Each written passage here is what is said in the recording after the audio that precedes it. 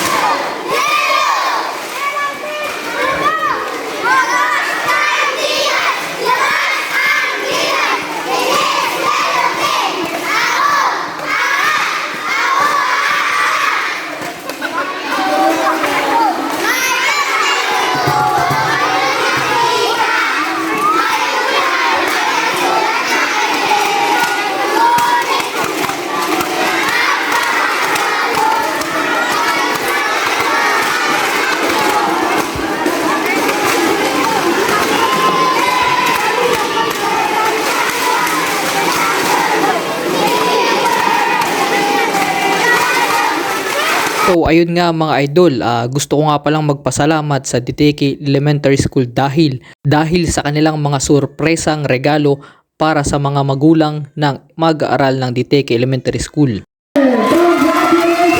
At ang nag-champion mga idol ay ang Green Team sa Best in Yale. At syempre, congratulations din sa lahat ng mga team dahil lahat sila ay nagbigay ng kani-kanilang effort at binigay nila ang best nila na deserve din nilang manalo.